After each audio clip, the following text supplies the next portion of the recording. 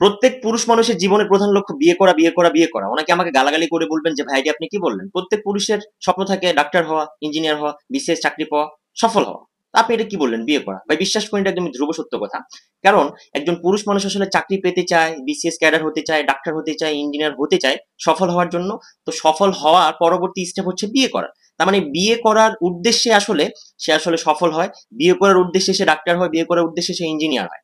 এখন তাহলে প্রশ্ন আসে, টু দা পয়েন্টে আসে যে বিষয়টা নিয়ে, যে একজন পুরুষ মানুষ আসলে তার বিয়ে করার জন্য কি কি করে তার জীবদ্দশায়। সে আসলে বিয়ে করার জন্য প্রচুর পরিমাণে পড়াশোনা করতে চায়, এবং পড়াশোনা করতে করতে সে আসলে এমন পরিমাণে মোটিভেটেড হয়ে থাকে যে জীবনে আসলে বিয়ে করার জন্য হলেও আমাকে সফল হতে হবে।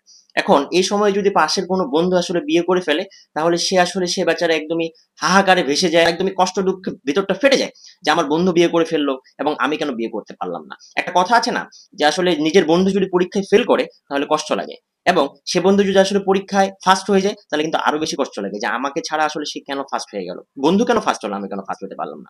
দুটা পয়েন্টে আসে যে বিষয়টা নিয়ে কথা বলছিলাম, যে একজন পুরুষ মানুষ আসলে সফল হওয়ার জন্য অনেক কিছু স্বীকার করতে হয়, সফল হওয়ার জন্য তার অনেক ত্যাগ স্বীকার করতে হয়।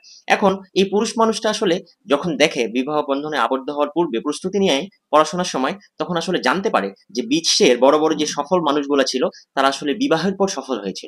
এখন সে আসলে প্রশ্ন করে, তাহলে কি আমি বিয়ে করব তারপরে সফল হব? বিষয়টা এমন হয়ে গেল না? এখন এই তো কেউ অনুপমের মতো না যে কল্যাণীর বাবা মানে পুত্রকে দেখা মাত্র স্বীকার করিবে যে সৎপাত্র। আপনি একদমই সৎপাত্র না, একদমই নায়ক শাহরুখ খান কিংবা বাংলাদেশের শাকিব খানও হয়ে যান না, তাহলে আপনাকে কেন কন্যাদান করবে? তো বিষয়টা এমন হয়ে গেল না যে আপনি সিম রেজিস্ট্রেশন করতে গিয়েছেন, সেখানে আপনার চাচ্ছে এনআইডি কার্ড, এবং আপনার এনআইডি কার্ড নেই, আপনি এনআইডি কার্ড রেজিস্ট্রেশন করতে যাচ্ছেন, সেখানে চাচ্ছে ফোন নাম্বার। মানুষ আসলে যাবে কোথায়? মানুষ আসলে খাবে কি? মানুষ আসলে বিয়ে কিভাবে করবে? মানুষ কি বিবাহ বন্ধনে আবদ্ধ হওয়ার আগে আসলে কি আত্মার মাগফিরাত কামনা করতে হবে? আরে মরেও তো শান্তি পাবে না এই বেচারা। অবিবাহিত মানুষের কবরে যাই যদি জিজ্ঞাসা করে আপনি কি বিবাহিত, কি উত্তর দিবে বলেন তো আপনারা?